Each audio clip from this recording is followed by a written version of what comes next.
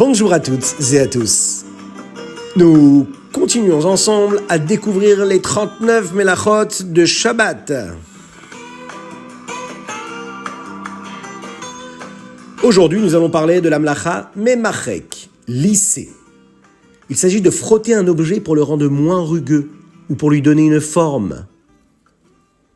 Alors, vous savez, faire frotter du bois ou du métal avec du papier de verre, c'est interdit Shabbat, comme gratter une peau.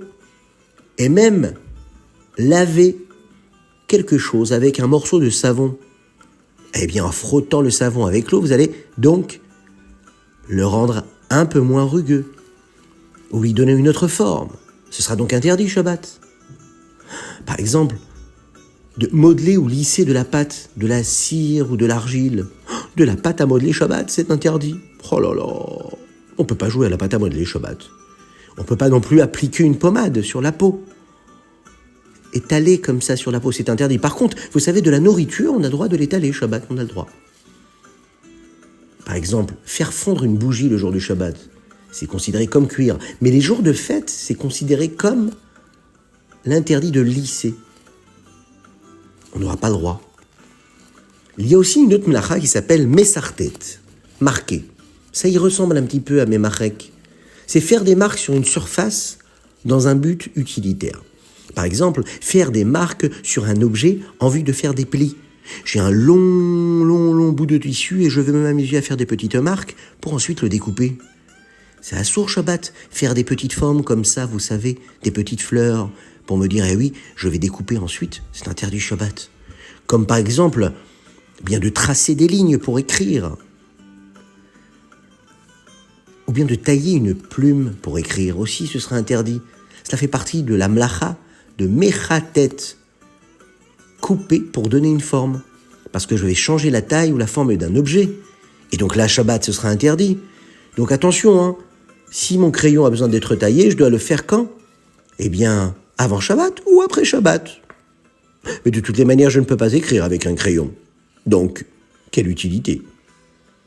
Par exemple, si j'ai un long morceau de papier, et puis j'ai envie de couper ce morceau de papier en plusieurs morceaux pour leur donner une dimension précise, je n'aurais pas le droit, Shabbat, de le faire. Ah oui, faire bien attention à tous ces détails, hein. Ah, il y a aussi une melacha qui s'appelle kotev.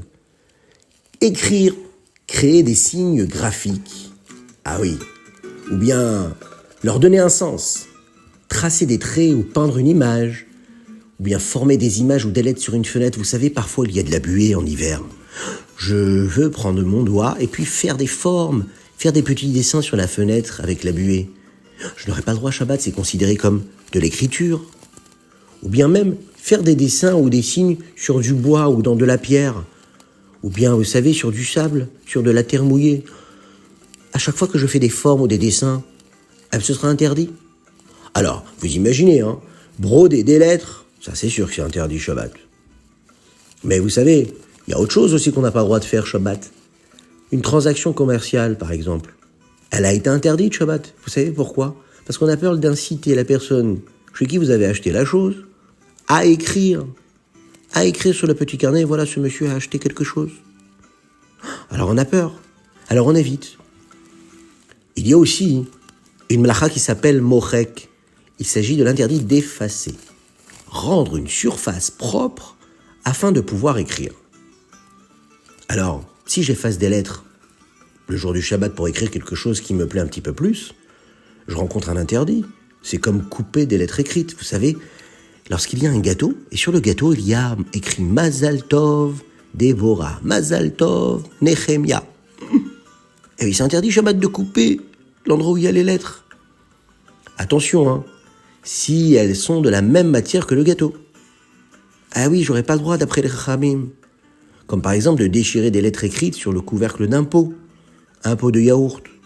Faire très attention d'enlever bien comme il faut la petite languette et ouvrir le yaourt sans couper les lettres qui sont écrites dessus.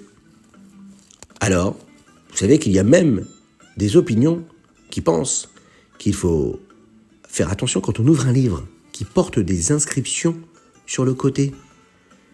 Surtout si on a un autre exemplaire du même ouvrage. Parce que quand on ouvre le livre, eh bien on va détacher les lettres, on va les couper. Et il faut éviter de le faire. C'est ce qu'il faut faire aussi quand on ouvre un paquet. Parfois, il y a des lettres sur l'emballage. Une magnifique glace.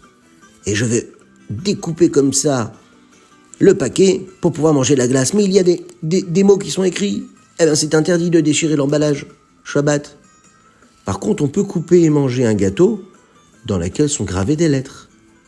Ah oui, parce que c'est le gâteau lui-même, ça n'a pas été rajouté. Oh là là, c'est compliqué tout cela, mais on va trouver des solutions, vous allez voir. C'est pas si compliqué.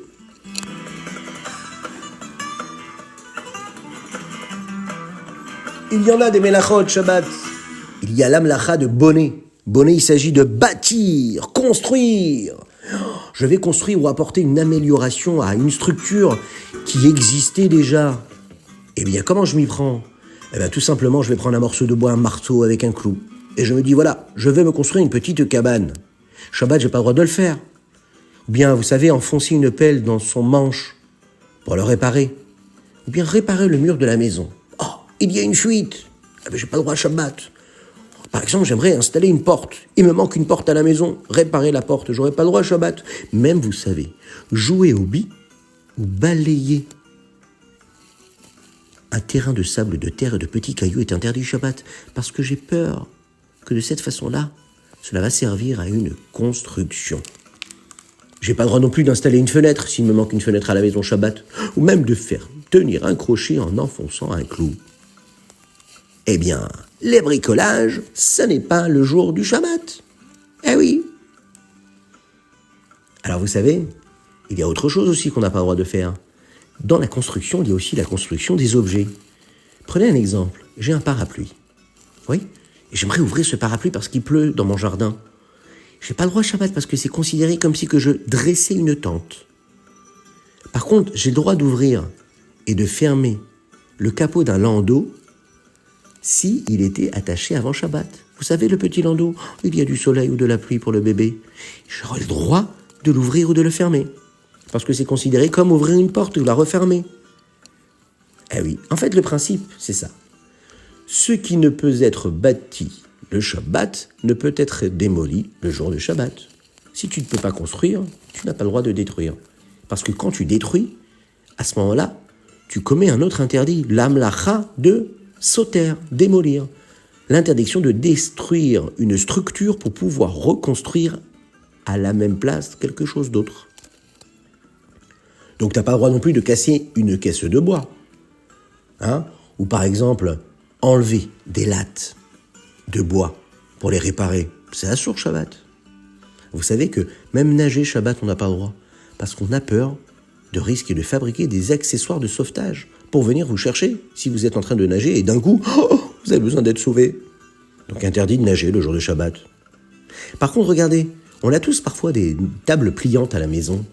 Eh bien, Shabbat, on aura le droit d'ouvrir cette table pliante. C'est permis, Shabbat. Il y a également d'autres mlachot. Vous savez, faire ou entretenir un feu Shabbat. Mav'ir, allumer un feu. Ou par exemple, appuyer sur l'interrupteur pour allumer la lumière. Ouvrir le réfrigérateur lorsque l'on est sûr que la lumière va se mettre en route. On appelle ça psigreisha. On est sûr qu'on va causer une melacha à ce moment-là. Ou bien, vous savez, lire à la lumière d'une lampe à huile. Eh bien, ça peut nous inciter à ajuster la mèche.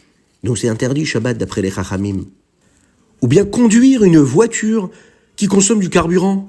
Ou bien, augmenter la flamme d'une lampe à huile. En tout cas, à chaque fois que l'on rajoute de l'électricité ou du feu, c'est interdit Shabbat. Par contre, il est permis d'éteindre un feu pour sauver une vie.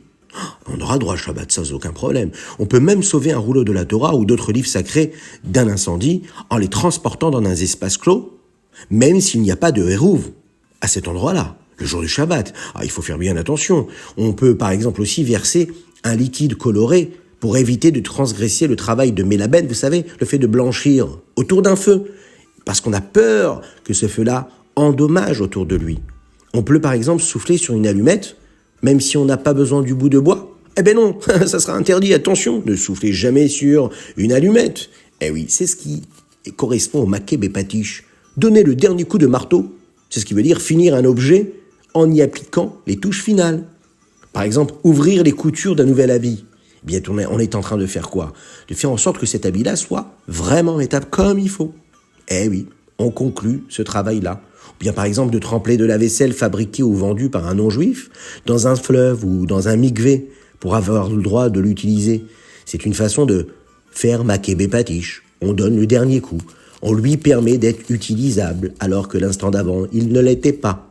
Par exemple aussi également, faire la terouma ou le maaser sur un produit agricole qui a poussé en terre d'Israël. Ce sera interdit d'après les chachamim, puisque c'est ce qui va permettre à cet aliment d'être consommé et permis. Ah, et ceux qui aiment la musique, eh ben vous n'avez pas le droit de jouer à la musique Shabbat. Parce que jouer d'un instrument de musique, ça risque de nous inciter à le réparer. Et donc on n'aura pas le droit de le mettre le jour de Shabbat. Vous avez par exemple des chaussures usagées. Et puis, il manque les lacets. Eh bien, il faut mettre les lacets avant Shabbat. Parce que pendant Shabbat, si vous mettez les lacets, vous êtes en train de faire quoi? Eh bien, de rendre cet objet-là utilisable comme il faut, dans les meilleures conditions. On évite de faire le Shabbat. Mais c'est pas grave ça les enfants. Eh bien on va tout prévoir avant Shabbat, vendredi. On fait bien attention à tout ce dont nous avons besoin. Et puis on va faire en sorte qu'on ne sera pas amené à faire un interdit le jour du Shabbat. Voilà. Pour les mlachot du jour, qu'Hachem vous bénisse et qu'il vous protège et qu'il vous apporte sa grâce. Je vous souhaite plein de bonnes choses. Et je vous dis à très bientôt.